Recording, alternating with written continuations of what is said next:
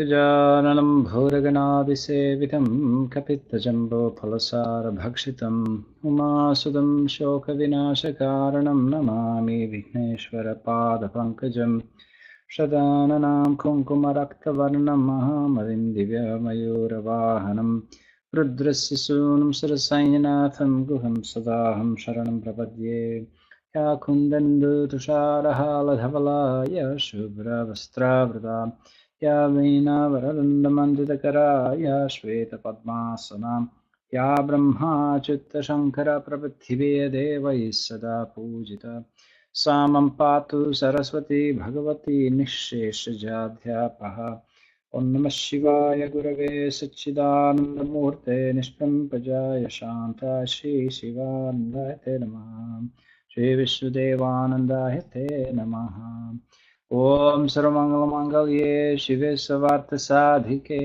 शरण्ये त्र्यम्बके गौरी नारायणि नमोस्तुते नारायणि नमोस्तुते ॐ शान्ति शान्ति शान्तिः ॐ पीस पीस पीस बोल सद्गुरु शिवान महाराज की जय बोल श्री विष्णुदेवान महाराज की जय Om Namah Shivaya. Good evening and welcome you tonight to the first talk on how to cultivate non-attachment. So thank you for coming tonight. And as a beginning, just to say that the subject of non-attachment, I would say, is the hottest of all subjects. In a sense, it's the most pressing for all spiritual aspirants. Ordinary people do not even inquire into the nature of attachments until it hurts so much and it hurts to the point they cannot take it any longer. Same thing for us. We do not make an inquiry into such an important subject because we do not realize that it is this life that is intertwined around the subject of desire and attachment. So the questions, of course, that we may have are many in regards to non-attachment, which often reflects how much confusion we carry about this. For example, can one have a relationship and be non-attached, right? Can one live in it? Can one form a relationship? Can one basically exist in this creation, in this life, without forming further attachments? For example, the next question that may come is an enjoyment the same as attachment? Can one enjoy something without being attached? Or can one enjoy something without having been attached and wanting to enjoy it? Like we see a certain type of enjoyment in saintly people and sages, and so we may think that even these kind of people, these kind of masters, must have some form of a desire to want to enjoy, let's say, food or something like that. So obviously the question is, can one love without attachment? And does non-attachment mean that I don't take interest in things or people, that I don't care about things? So these and many other questions, at least at some time in our life, arise in our mind, and we're baffled by it. We see that, for example, the problem of attachment interferes with our free living, with our discrimination, with our performance of duties and things like that, interferes with our understanding of life, and interferes with our fear of death. All these things are interconnected. So we could say that detachment is the main reason we were born. Now, we could also say that here the desire and attachment are one and the same thing. We're going to use them as synonyms because we cannot really separate them. A desire leads to attachment, and we will see how later on, but for now, treat them as one and the same. So the desire to enjoy something eventually creates an attachment for it, but also the desire to enjoy something creates the means or the instruments for its enjoyment. It's an interesting thing that desire is the most creative force, if we can think of desire as a thought, that exists in this creation, right? For example, Desire to see became the eyes. A desire to grasp, to make, to use hands in a certain way became the hands. Desire to hear became the ears.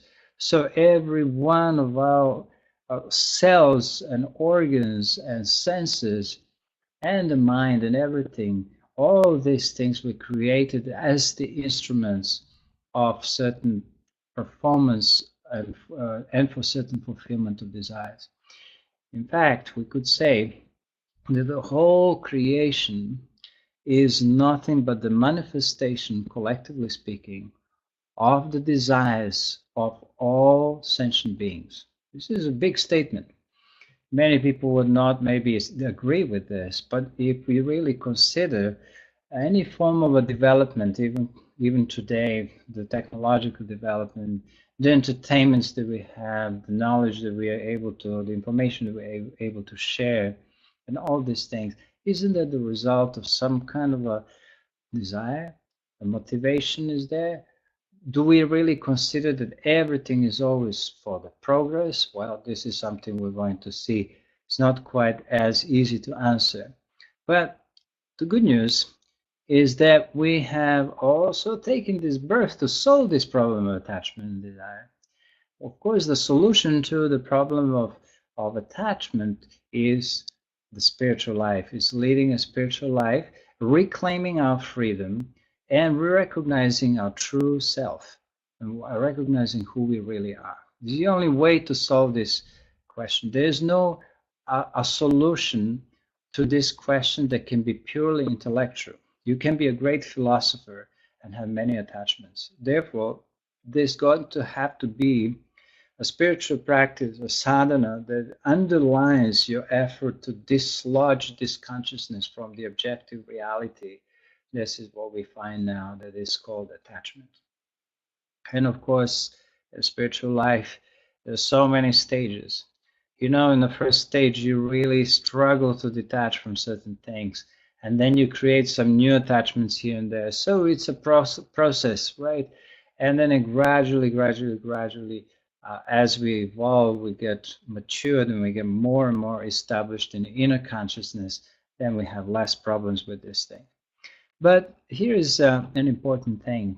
We're born to solve this problem, and as long as we're engaged in searching for the answer here, basically it's the search for the answer is to what is the most intrinsic aspect of ourselves that is the very source of attachment that manifests outwardly, but in reality is the reflection of the attachment to something that naturally exists, not even an attachment because we can't talk about this from a psychological perspective, but it is certainly the desire, let's say, to be ourselves, to be all existent, to be all knowledgeable, to be all blissful. So this is Vedanta, of course, in practice. So we will see what happens. So a perspective on this is like this, that as long as we are searching for this kind of answer, this is good.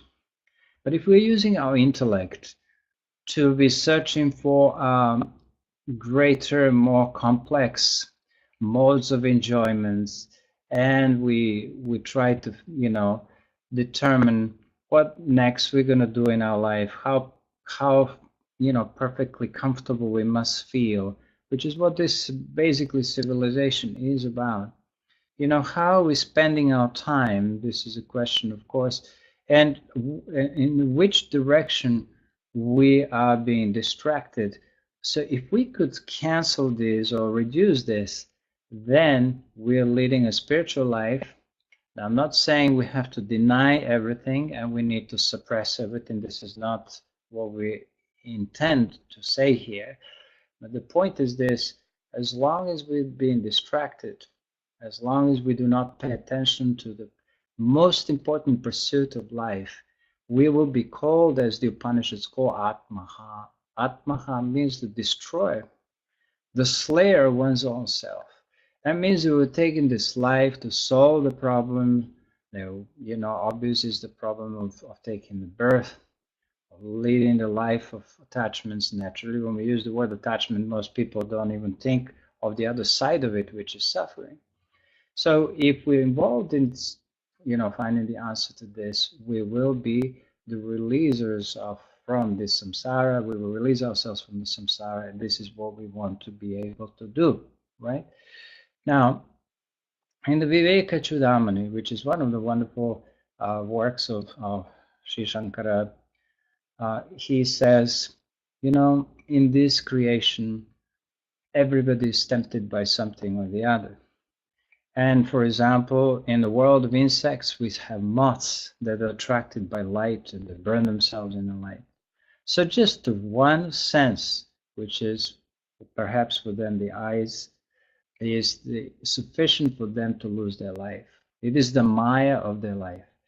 For a snake, for example, a snake charmer in India especially will find that they play a certain music and a snake behaves, and the mind of the snake is controlled by the sound. Similarly, a deer, either by the sound or by something what they see. Or like this, every animal has a certain area of temptation and they get caught by it. A fish by the sense of taste. Then he says, beautifully, Shankaracharya says, what about the human being, which has 5 senses? He has 5 realms of experiences, 5 realms of desires, and 5 realms of temptations. The human being is caught on all sides. So we need to solve this problem, right? So the conclusion here is that our true nature is really, really free. We know that. And because it is eternally free, it reflects in such a way in this relative reality that it's causing us always to move towards that intrinsic freedom that we have within us. But we don't realize that that's not the way to get to the freedom. So what does it mean? In a relative reality, we're searching for freedom through limited means. So, for example, by gaining the objects, by gaining the experiences, by being with certain people, having whatever, we consider to be necessary for us to be happy. So this is the desire to be happy, the desire to be free is nothing but the reflection of this intrinsic nature of ourselves. We can never stop that. We can never stop wanting to be free. As Swami Shivananda says, consciously or unconsciously, we're all moving towards this freedom. And it doesn't matter, in fact, for the purpose of this talk, it almost doesn't matter what kind of an action person does. He always does it for the sake of being free. Of course, some actions are based on a more delusional understanding of the mind than the others. For example, a tamasic person would want to do something bad or inappropriate to be happy, right? We could also think in some rajasic sense. For example, a robber wants to rob somebody or rob the bank in order to get money, in order to enjoy himself or herself. Why? Because ultimately he or she wants to be free. You serve in an ashram for certain years, you study, even taking the webinars and everything. What is it that you want to do is to be able to gain enough knowledge in order to be a free and independent teacher of your own. This is what happens. A disciple commits completely to the guru, only to find himself one time also wanting to be free, even from the influence of so-called the external guru. So these are, of course, not necessarily all the most correct ways of thinking, but the desire for freedom is inherent in all beings. And basically, this desire for freedom is nothing but a way to try to be non-attached. So even when we get attached to something, we still want to be free from it. Maybe not immediately, but everybody is looking for some way to feel freedom. Now, every night, we happily go to sleep. And in our sleep, we're free from what? From the objective reality, meaning from the objects, from persons, from experiences, from all the likes and dislikes, for all the things that we consider to be indispensable for our happiness. We're free from them in a deep sleep. Can you believe that? Not to mention that we're free from worries and suffering, all kinds of things. So the deep sleep is kind of almost a proof in some ways that we are searching for this independence. We're searching for this ultimate state of non-attachment, and we're looking from this point of view. But somehow, due to this lack of discrimination or discriminating knowledge, our consciousness, which is essentially free, seems to become entangled with this objective reality. And it's kind of captured or encaptured, enslaved, all these words within will be wonderful, by that which we consider to be the relative reality, meaning the objects. The objects, of course, are not inanimate objects alone. They could consider, there can be any realm of phenomena that is a part of this. For whatever reason, these objects finally become the basis, or we could say alambana, or support for one's own sense of happiness, which is illusory, of course, or that is the basis of attachment. So now I need objects. I need this and that in order to be happy. Of course, we will see where that comes from. So this consciousness, which is ever free, which is ever, limitless in a sense, appears to be all of a sudden limited, and as I said, enslaved by the object. How is this possible? This is very difficult to answer. Shankaracharya's philosophy, Swami Shivananda's philosophy, all these wonderful masters, they elaborated on this condition. They say that there is some power of ignorance over there that creates the illusion that we are limited. And not just that, the same power sustains this illusion throughout our lives, from one life to another, from one body to another, until viveka, or discrimination, is born and we're ready to work for our freedom back again. It's a very strange thing because we're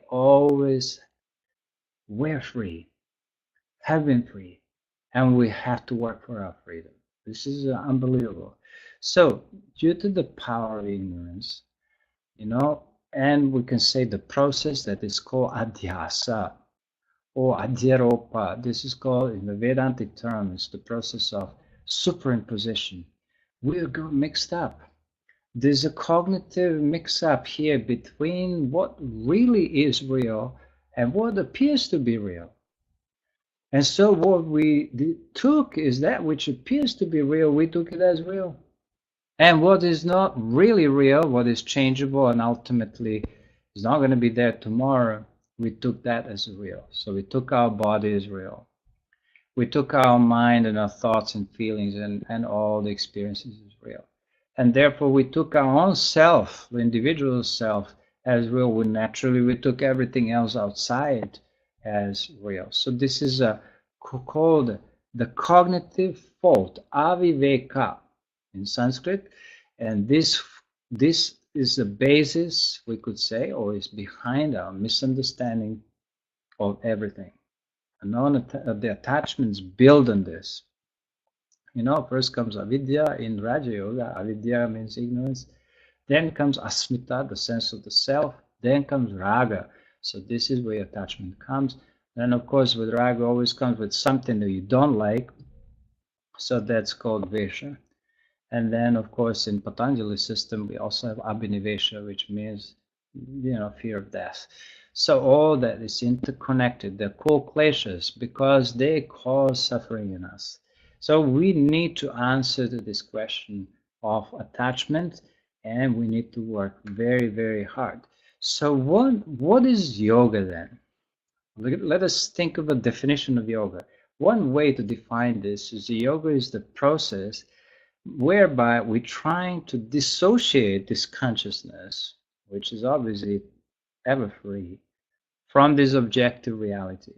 Yeah, so that's the called viveka. We'll come to the process itself very soon. So there's some synonyms there. For example, non-attachment can be also understood in a very simple language as being objective. Objectivity means lacking a personal component Not being cold, but lacking the personal component or some ability to superimpose things on things, to see things as they are. It's called objectivity. It's called also non-attachment. Another way to think of this word, non-attachment, is basically desirelessness, because we cannot have an attachment without desires. Now, we're not talking about good desires for the time being. We're talking primarily of the desires that enslave us. The good desires also can enslave us, but they are dealt with at the last stage in our spiritual evolution. So, detachment, desirelessness, non attachment, objectivity, emotional maturity, all these words could be synonyms here, right? So, what happens? How do we create this attachment? It's very interesting. In our ignorance, we look at the world in a particular way, in a peculiar way to our own mind. And we see the values perhaps where others wouldn't see the values. My perception of the world is different from my dog's or my cat's perception of the world. I would run for certain things where my dog or cat wouldn't, and vice versa. They would run for something and I would not run for something. So what creates the difference? Some peculiarity in the form of a previous impressions in the mind called samskaras. The causal body is the problem because the causal body carries the potential for all attachments. The causal body means nothing but the field of karmas, desires, samskaras, vasanas, all these things that we discussed many times before. So this ignorance, or in this ignorance seems to set a particular value, we could say generally very high, on certain objects. Now, when I use the words object, it means anything. People, objects as they are, experiences, all these things. Even the form of thinking and form of feeling is just another, like I set the value to the way I think of something, or I set the value that I feel about something. So I take that, basically the value for me represents the reality. You know, what you call the reality is the value that you set on something. So this creates the condition of dependence on that particular thing that I set a high value on. And now I depend on it for what?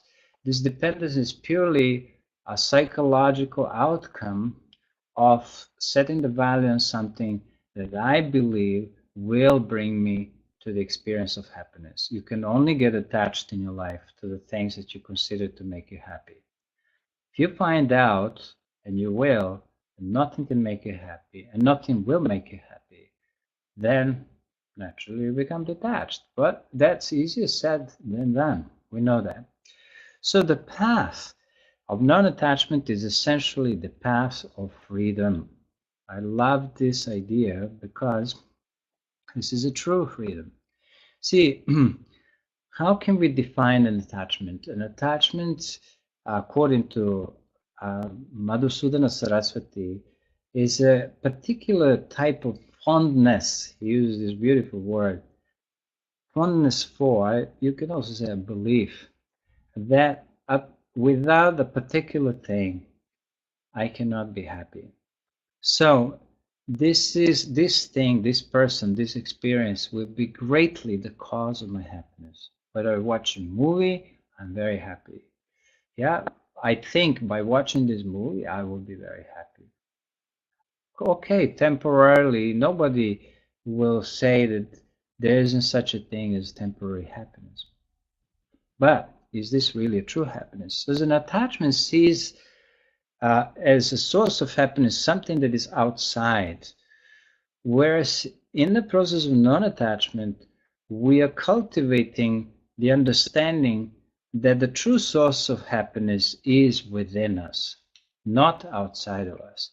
And so this is again something that requires to be, as I said, cultivated. So which means that we need to have a cognitive process, we need to have a proper mental training, and we'll see what it involves.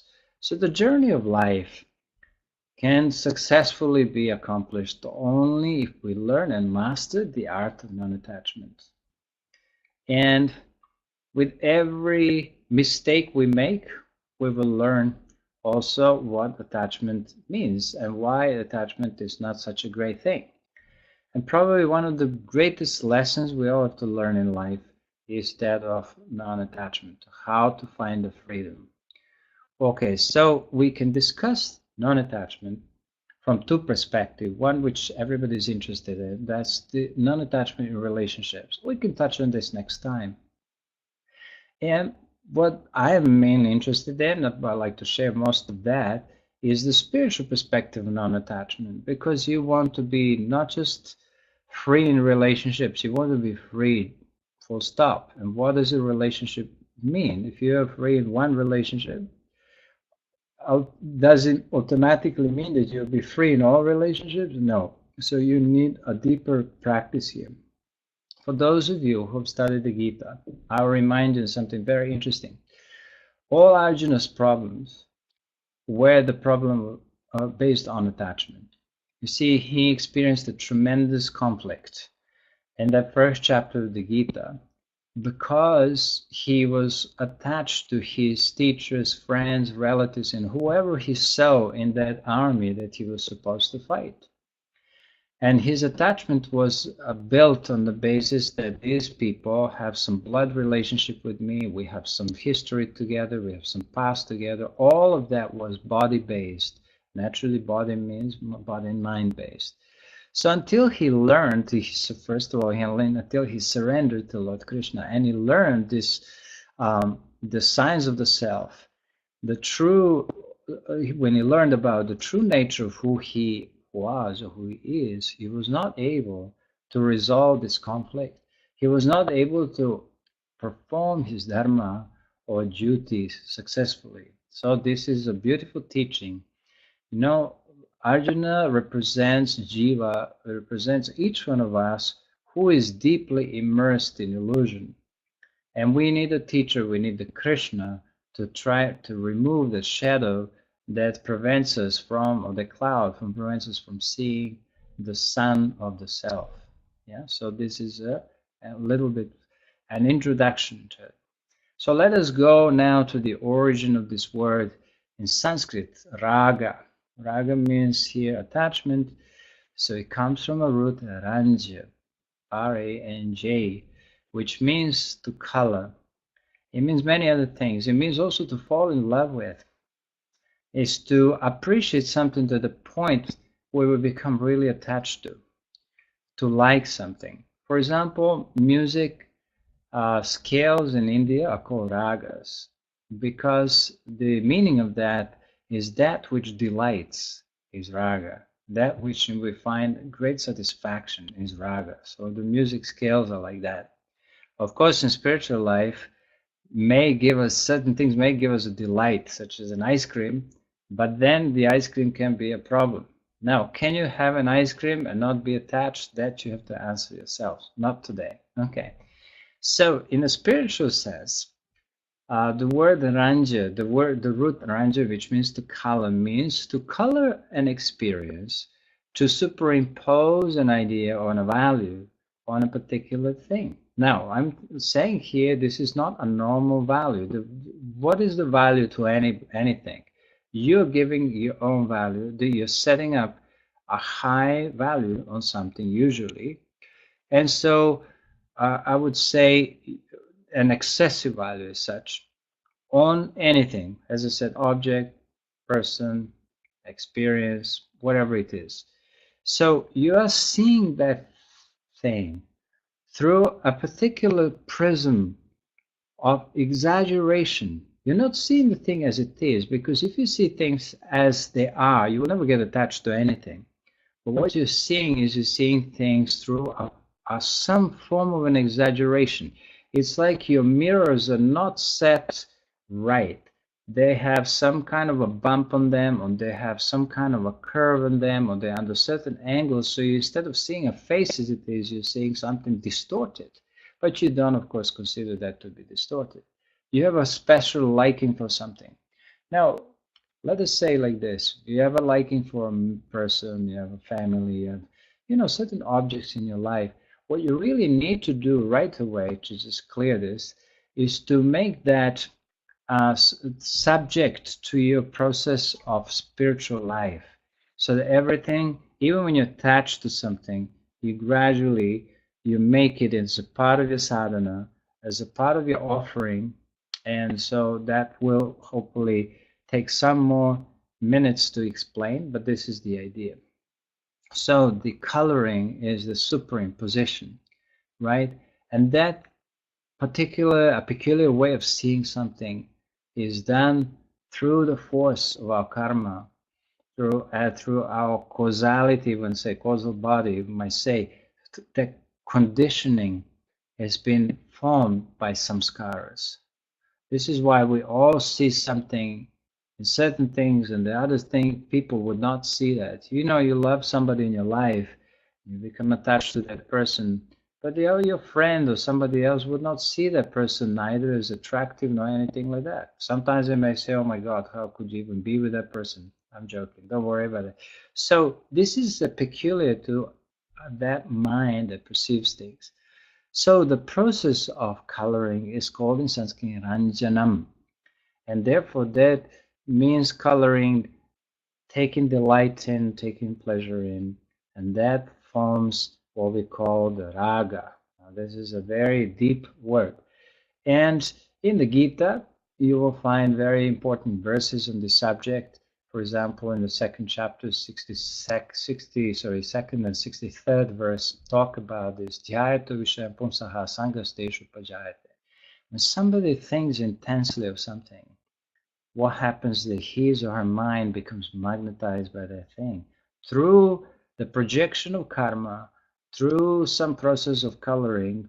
The mind becomes magnetized. The only reason why the mind becomes magnetized is because the potential for that process of magnetization already exists in the mind in the form of a karmic seed.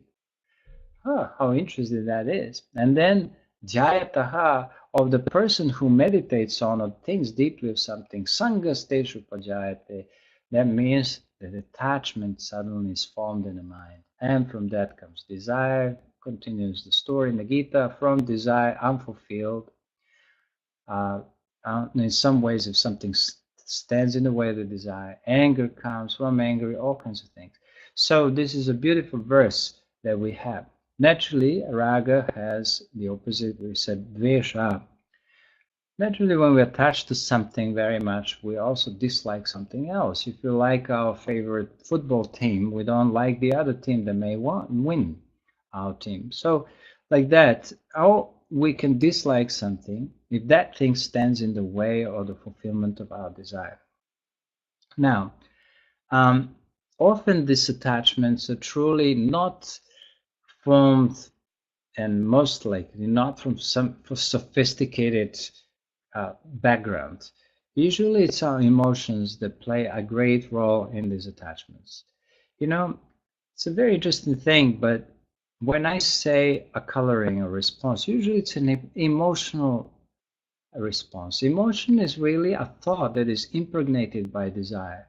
This is why it's difficult to understand emotions. It's a thought that is wrapped up by desire. It's not a simple thought. And of course, the desire cannot be just a desire without having some thought, material, substance in it. So, for most of part, when you think of anybody, who they are, you know, most people are just purely made up of emotions. Our responses to life, I mean, of course, we have discrimination, we have intellect and all that. But when we really think what is the driving force in our life, and what also sets up for the greatest, failures, it's our uncontrolled emotions.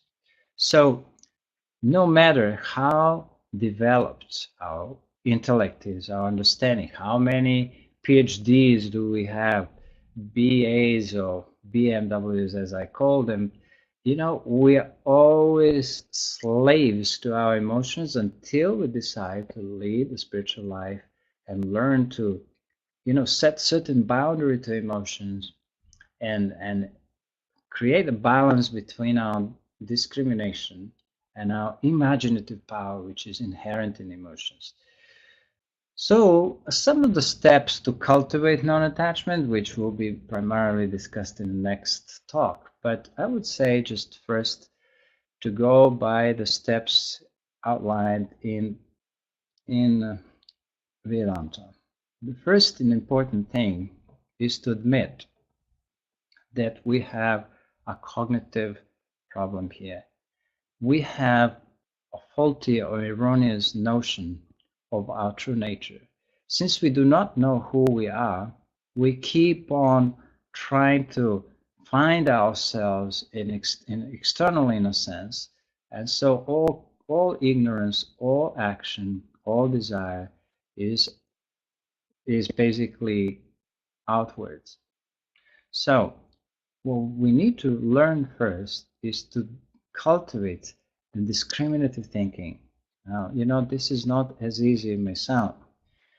In yoga, we call a person who is discriminative, obviously by different names, Viveki, Vairagi, Dhira. Dhira is the person I like to use this word because it means many things. Dhira means one who is intelligent, so we need to increase our intelligence here. It's good to have intelligence in worldly affairs, but you need a special type of intelligence here, which you can earn only through selfless actions, through the grace of the teachers, of guru, and through endless inquiry. So viveka and vichara are one and the same thing. It just means an inquiry.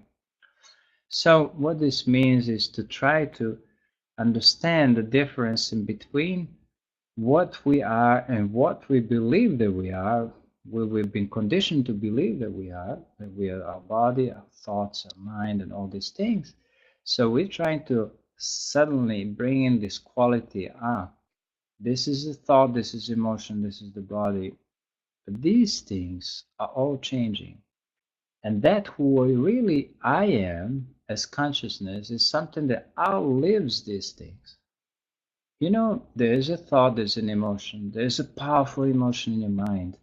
You existed before it. You are there to support it as consciousness throughout its manifestation. And you're going to be there when it ends. And you're going to be there also before another one comes up. And like this, between the storms and the good days in your mind, to say that between powerful negative thoughts and beautiful thoughts, you have this consciousness that pervades each one of them, or where rather it's a substratum of all of them. To grasp hold of that consciousness is the most important thing of our lives. And we may have to make an effort to do it. We've got to stop frequently and say, is this thought me?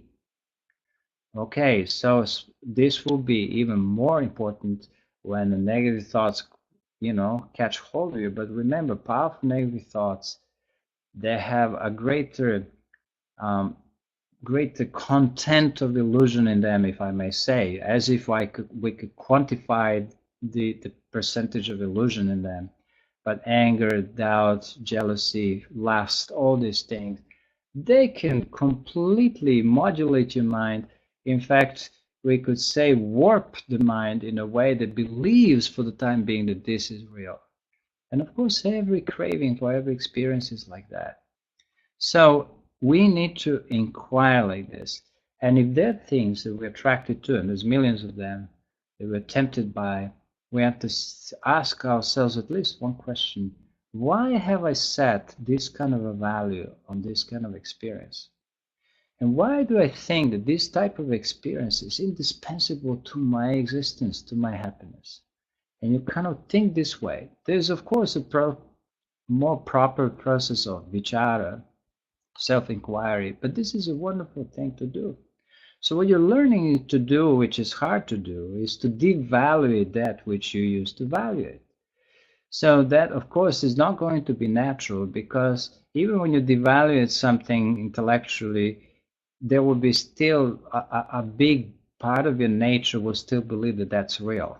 So that's where you need a continuous satsang, you need continuous devotional practices and everything. You need to have a sadhana to sustain this kind of a vichara. But nevertheless, you should not cease from it.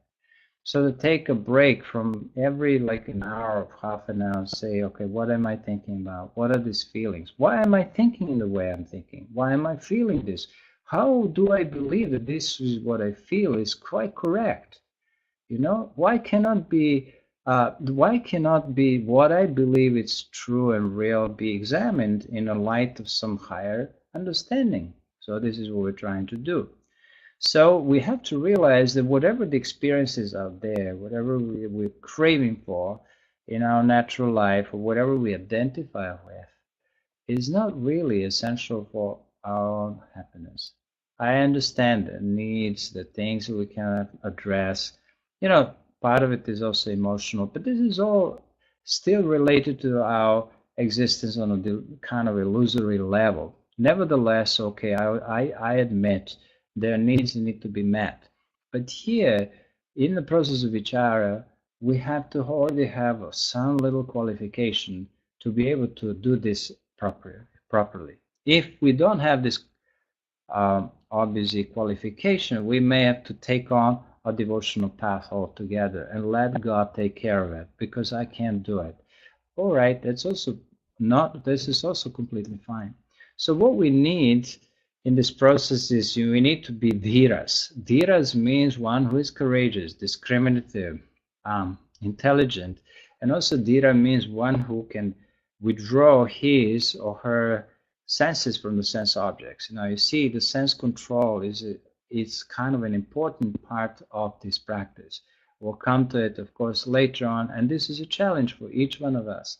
There are things that we like, and when we like something, we don't question its reality and its importance and its even influence in our life. We just like it. We don't want to bother with that.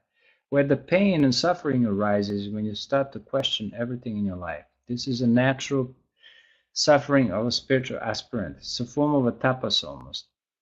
So remember that you as consciousness, you outlive every experience, and you not just you're there prior to the experience manifesting, and you will be there when it ends. So this is important.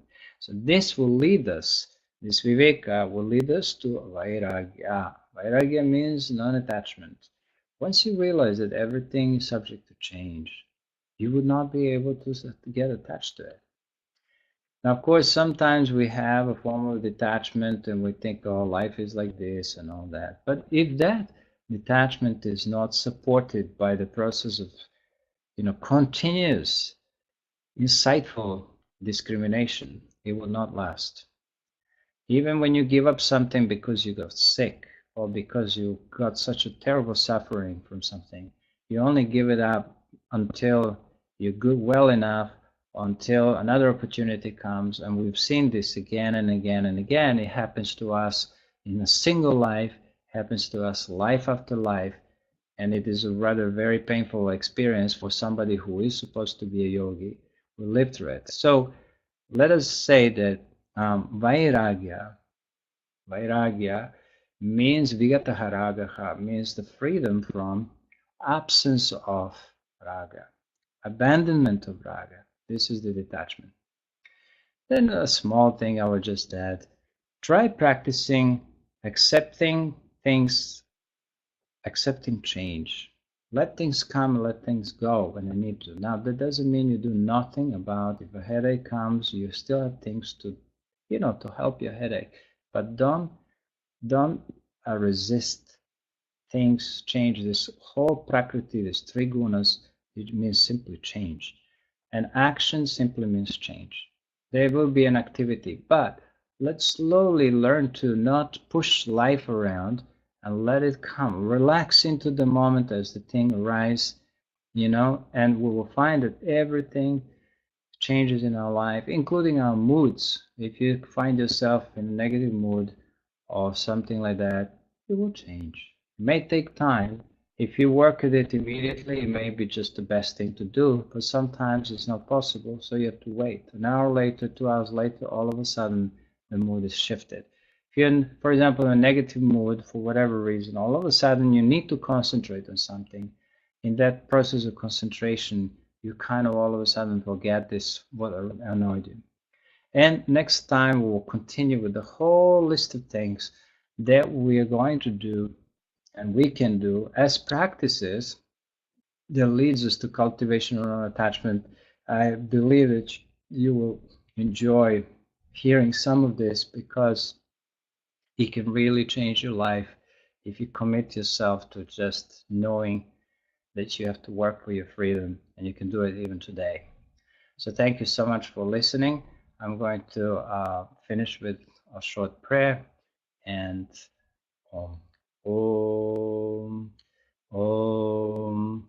Om. Purnamada Purnamidam Purnat Purnamudachyate Purnasya Purnamadaya Purnameva Vashishyate Om Shanti Shanti Shanti.